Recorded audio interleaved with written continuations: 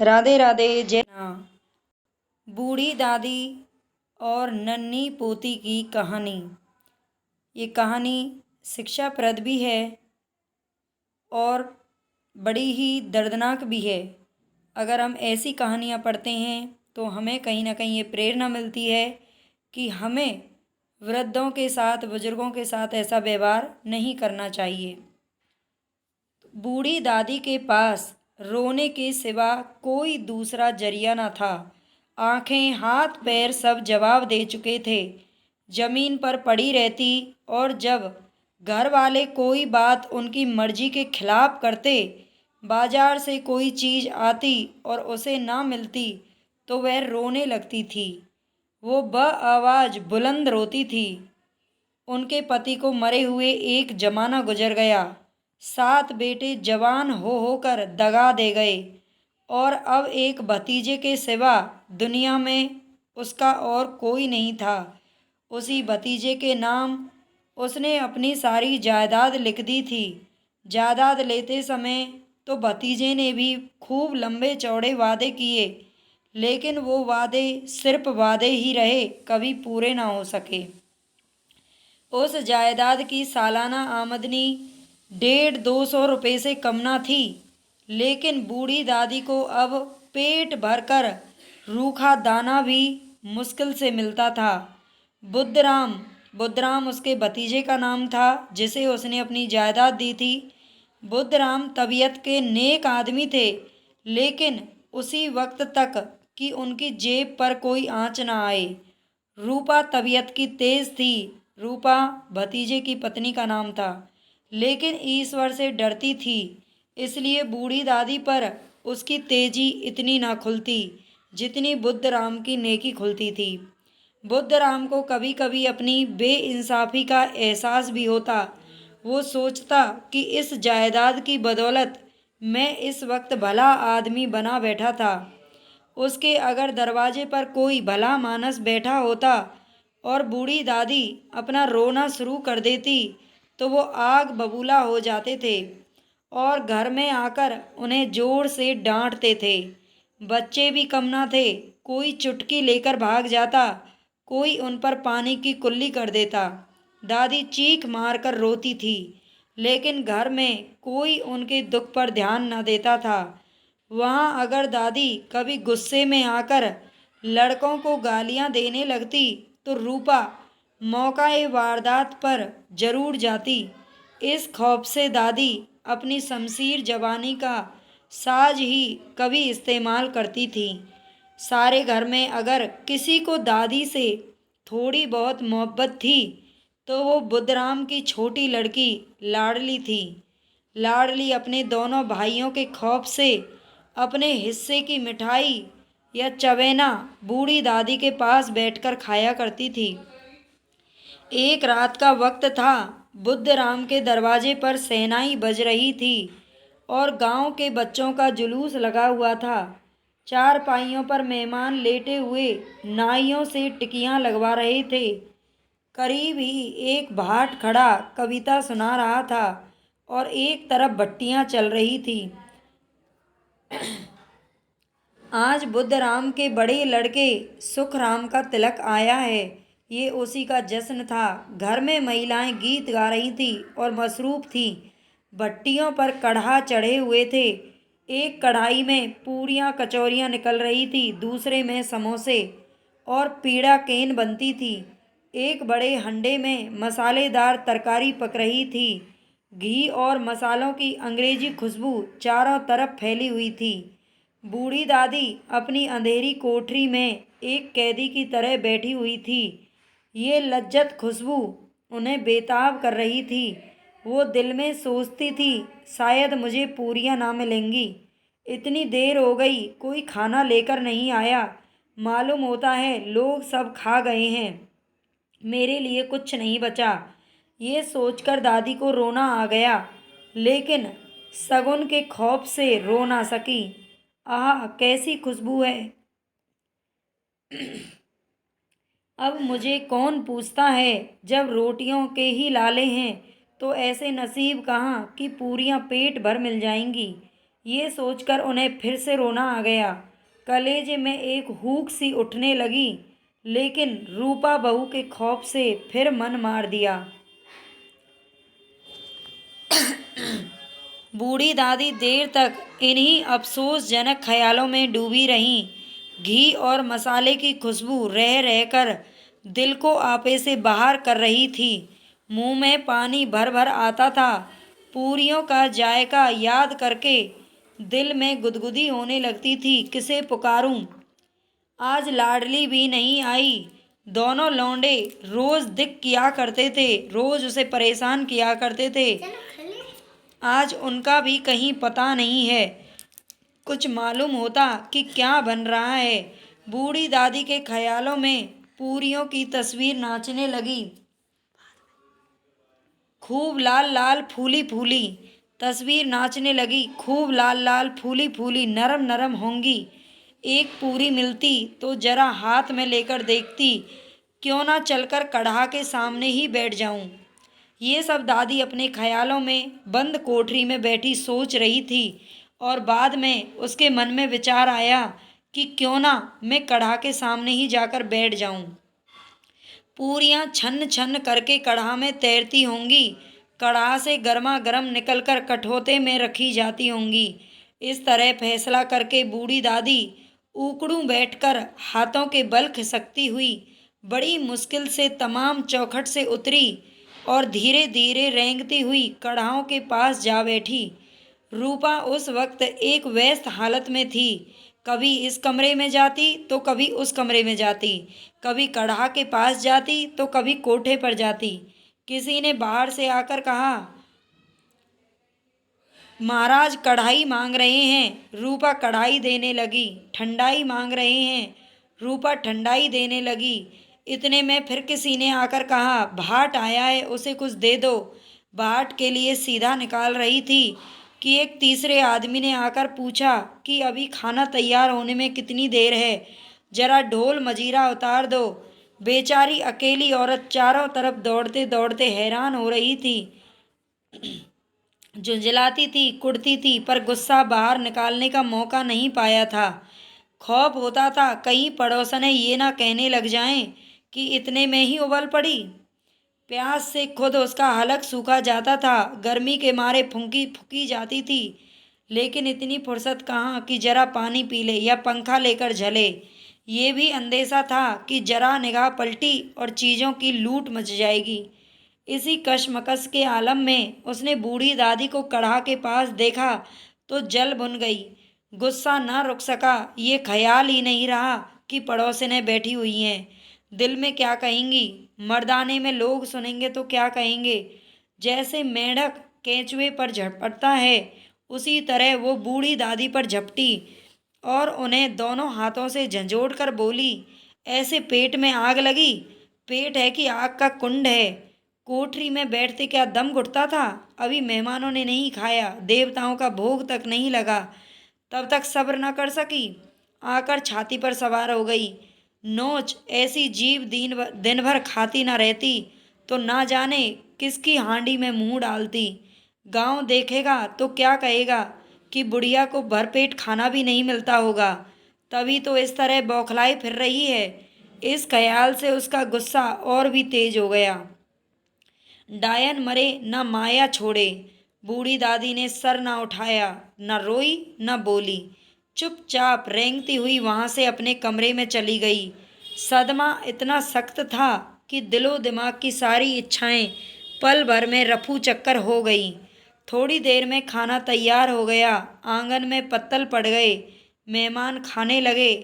औरतों ने जौनार गाना शुरू किया।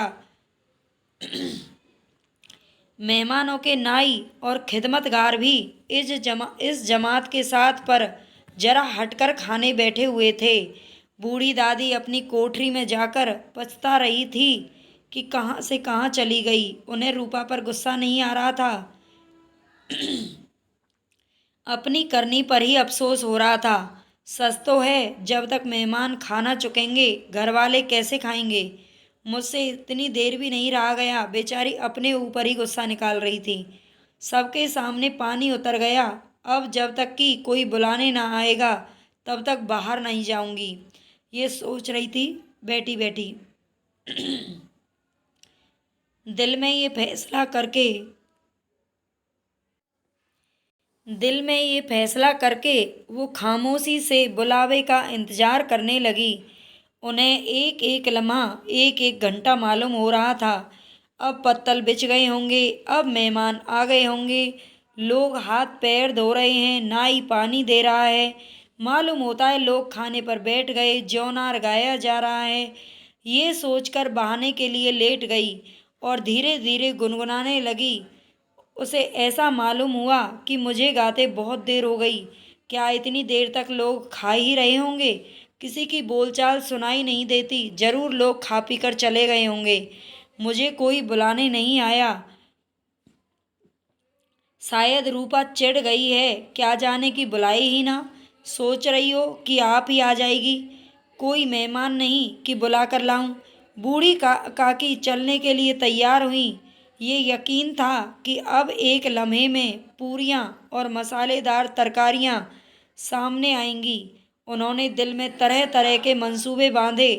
पहले तरकारी से पूरियां खाऊंगी, फिर दही और शक्कर से कचौरियाँ रायते के साथ मज़ेदार मालूम होंगी। चाहे कोई बुरा माने या भला, मैं तो मांग मांग कर खाऊंगी। यही ना लोग कहेंगे, इन्हें लिहाज नहीं है। कहते रहें, मुझे क्या। इतने दिनों के बाद पूरियाँ मिल रही हैं तो मुंह झूठा करके थोड़े ही उठाऊंगी। ये सोचती बेचारी मंसूबे बांध रही थी। वो उकड़ू बैठकर हाथों के बल खिसकती हुई आंगन में आ गई। वो फिर दोबारा आंगन में आ गई, मगर बेचारी बूढ़ी दादी ने अपनी पुरानी आदत के मुताबिक वक्त का गलत अंदाजा किया था। मेहमानों की जमात अभी बैठी हुई थी। कोई खाकर उंगलियां चाट रहा था तो कोई पानी पी रहा था, कोई दही खाकर जवान चटकारता था कि इतने में बूढ़ी दादी रेंगती हुई उनके बीच में जा पहुंची। कोई आदमी चौंक कर उठ खड़े हुए। आवाजें आई, अरे ये कौन बुढ़िया है, देखो, किसी को छू मत लेना। पंडित बुद्धराम को देखते ही गुस्से से तिलमिला गए। पंडित बुद्धराम ने जब बूढ़ी दादी को देखा तो तिलमिला गया। पूरियों के थाल लिए खड़ा था। थाल को जमीन पर पटक दिया और जिस तरह बेरहम साहूकार अपने किसी नादीहंद मगरूर आसामी को देखते ही झपट कर उसका टेटुआ पकड़ लेता है, उसी तरह लपक कर उन्होंने बूढ़ी दादी के दोनों साने पकड़े और घसीटते हुए लाकर उन्हें उस अंधेरी कोठरी में दम से गिरा दिया। आरजुओं का वह पहाड़ गिर गया। मेहमानों ने खाना खाया, घर वालों ने खा लिया, बाजे बजे, धोबी चमार भी खा चुके, लेकिन बूढ़ी दादी को किसी ने नहीं पूछा। बुद्धराम व रूपा दोनों ही उन्हें सजा देने का फैसला कर चुके थे। उनके बुढ़ापे पर, बेबसी पर, फतूरे अक्ल पर किसी को तरस नहीं आ रहा था। अकेली लाडली उनके लिए कुढ़ रही थी। लाडली को दादी से बहुत लगाव था। बेचारी भोली और सीधी लड़की थी। दोनों बार जब उसकी माँ और बाप ने दादी को बेरहमी से घसीटा तो लाडली का कलेजा बैठकर रह गया। वो झुंझला रही थी कि ये लोगों को दादी को क्यों बहुत सी पूरियां नहीं दे देते। क्या मेहमान सबकी सब थोड़े ही खा जाएंगे? और अगर दादी ने मेहमानों से पहले ही खा लिया तो क्या बिगड़ जाएगा? वो दादी के पास जाकर उन्हें तसल्ली देना चाहती थी, लेकिन माँ के खौफ से नहीं जाती थी। उसने अपने हिस्से की पूरियां खाई नहीं, अपनी गुड़ियों की पिटारी में बंद कर रखी थी। वो ये पूरियां दादी के पास ले जाना चाहती थी। उसका दिल बेकरार हो रहा था। बूढ़ी दादी मेरी आवाज़ सुनते ही उठ बैठेंगी, पूरियां देखकर कैसी खुश होंगी, मुझे खूब प्यार करेंगी। रात के 11 बज चुके थे। रूपा आंगन में पड़ी सो रही थी। लाडली की आंखों में नींद नहीं आ रही थी। दादी को पूरियां खिलाने की खुशी उसे सोने नहीं दे रही थी। वो चुपके से उठी और सोचने लगी कि कैसे चलूं। चारों तरफ अंधेरा था, सिर्फ चूल्हों में आग चमक रही थी और चूल्हों के पास एक कुत्ता लेटा हुआ था। लाडली की निगाह दरवाजे वाले नीम के पेड़ की तरफ गई। उसे मालूम हुआ कि उस पर हनुमान जी बैठे हुए हैं। उनकी दुम, उनकी गदा सब साफ नजर आती थी। मारे खौफ के उसने आंखें बंद कर ली। उसने पिटारी उठाई और बूढ़ी काकी की कोठरी की तरफ चली। दादी जब से बेहोश पड़ी हुई थी, जब होश आया तो किसी की जरा सी आहट भी नहीं मिल रही थी। समझ गई कि सब लोग खा पी कर सो गए और उनके साथ मेरी तकदीर भी सो गई। रात कैसे कटेगी राम, क्या खाऊं? पेट में आग जल रही है, या यहाँ किसी ने मेरी सुध ना ली। क्या मेरा पेट काटने से धन हो जाएगा? उन लोगों को इतनी दया भी नहीं, इतनी की बुढ़िया ना जाने कब मर जाए, उसका रोया क्यों दुखाएंगे। मैं पेट की रोटियां ही तो खाती हूँ कि और कुछ मांगती हूँ।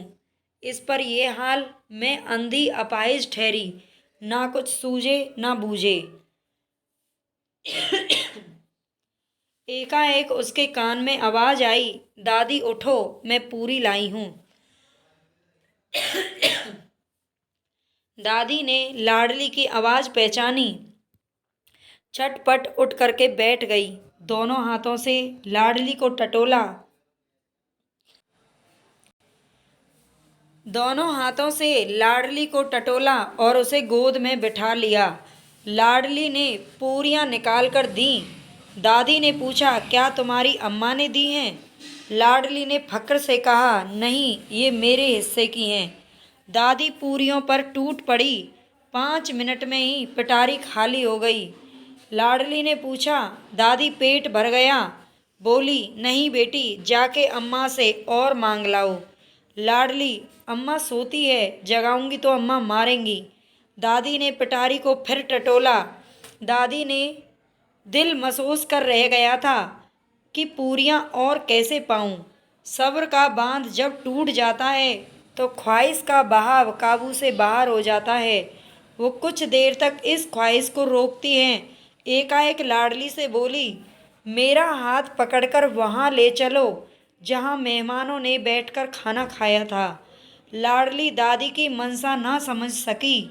उसने दादी का हाथ पकड़ा और उन्हें लाकर झूठे पत्तलों के पास बिठा दिया और गरीब भूख की मारी बुढ़िया पत्तलों से पूरियों के टुकड़ों पर टूट पड़ी।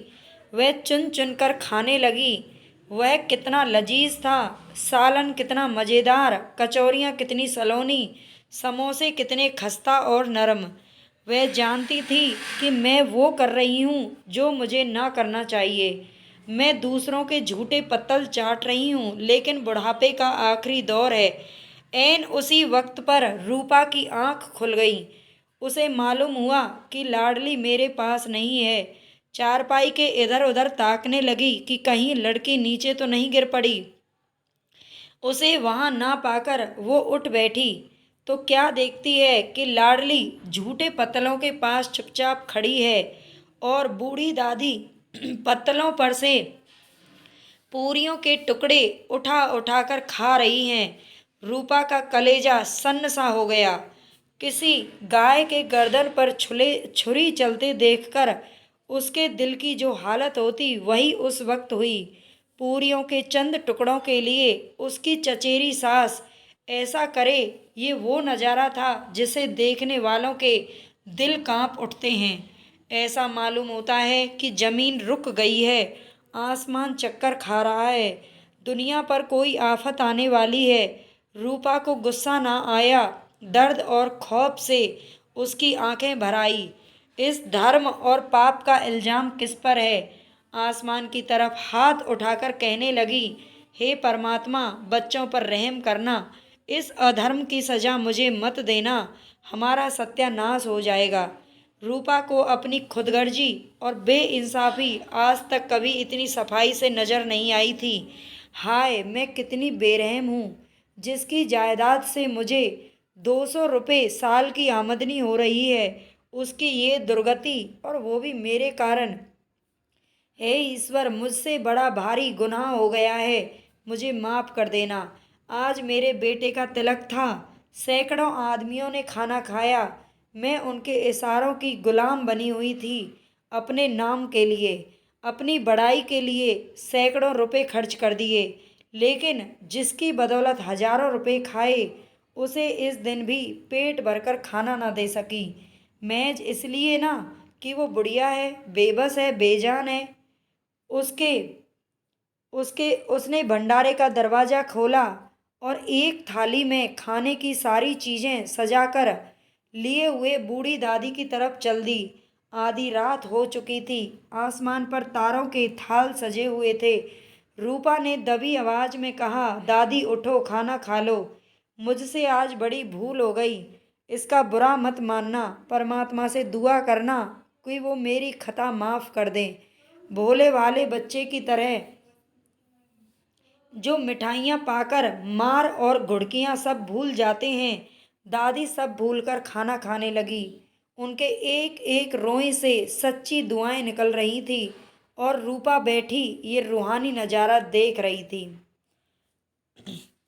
तो आप जो भी ये कहानी पढ़ें, आप कमेंट करके ज़रूर मुझे बताना कि आपको इस कहानी से क्या सीख मिली है। हमें कभी भी वृद्ध बुजुर्ग या फिर अपाहिज किसी के भी साथ ऐसा व्यवहार नहीं करना चाहिए कि हम अपनी शान और शौकत में हम उन बुजुर्गों को भूल जाते हैं जिनके कारण हम बसते हैं। अगर कहानी अच्छी लगी हो तो सब्सक्राइब ज़रूर कर देना, चैनल को लाइक कर देना और शेयर करना है ज़्यादा से ज़्यादा।